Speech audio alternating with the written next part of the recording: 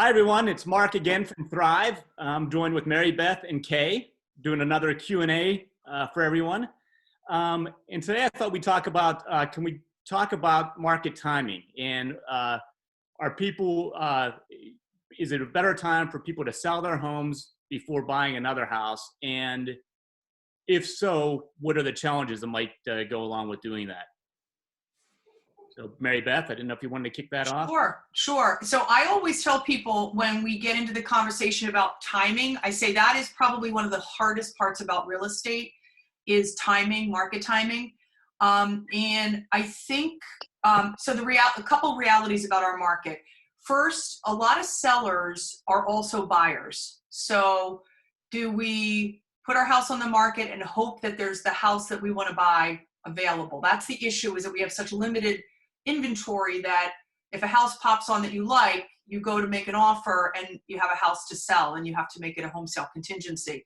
So I think first, to answer your question, every situation is very unique, and you go through this inventory of, can you buy a house without selling your current house? And in a perfect world, that is that's the best answer is, yep, I can do it. I can carry 2 mortgages.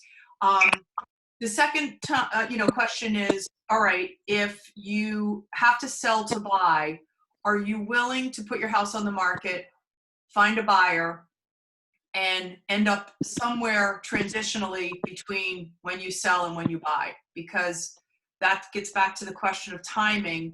You know, you could sell your house and the perfect house might not be available for you. So that's the other perfect scenario, is when you have someone that's flexible enough to say, I have an in-between stopping point that I can go to if I need to, a summer house or parents' homes or something like that.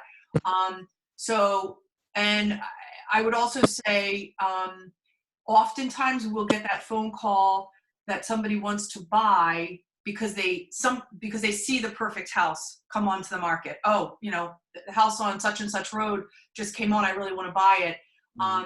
And that's why we want to have a lot of conversations ahead of time about, is your house ready to go? You know, do you live in the kind of house that's always staged and ready to pop on the market? So there are a lot of different things that you need to think about.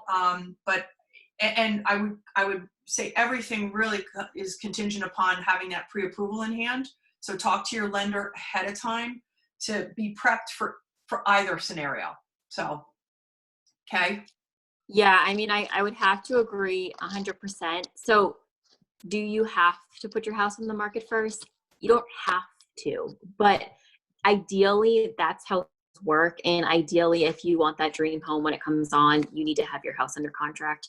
Have we done it differently? Absolutely. Maribeth and I have scrambled, a few times to get houses on the market in like 48 hours and sold within 2 days so that, our clients can buy the house that they want and that the sellers are secure as well. So can it be done?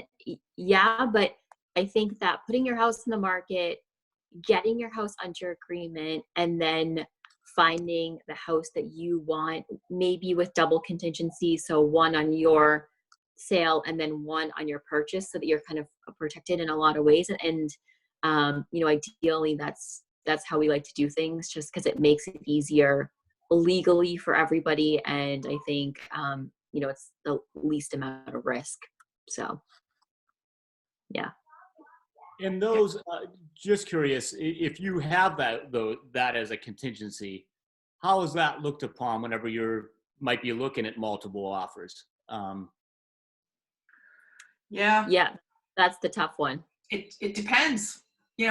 Sometimes we have sellers that are totally fine. They'll say, hey, what do you think? Do you think that house is going to sell? And they're questioning the listing agent on which way they should go. And if let's use Shrewsbury for an example.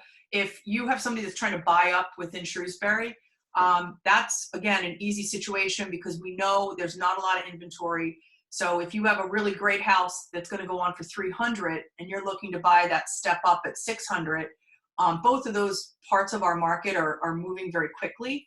So, yeah, I would tell a seller, all day long, I wouldn't be concerned about accepting a home sale contingency, assuming that the house is, you know, in good shape and that they have a really good agent on their side. But you know, the same goes for, I've had contingencies on houses that were out of state, even out of the country.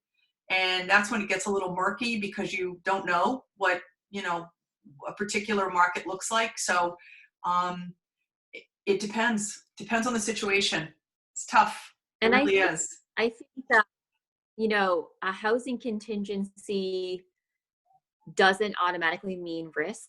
I mean, there's a lot of things that could potentially go wrong in especially in a COVID world with financing and job loss and things like that too. So I don't think that a housing contingency necessarily adds a huge amount of risk, especially if that house isn't in town. Like Maribeth said, like if it's a $400,000 ranch in town, like it's really not a huge risk because that's going to go pretty quickly.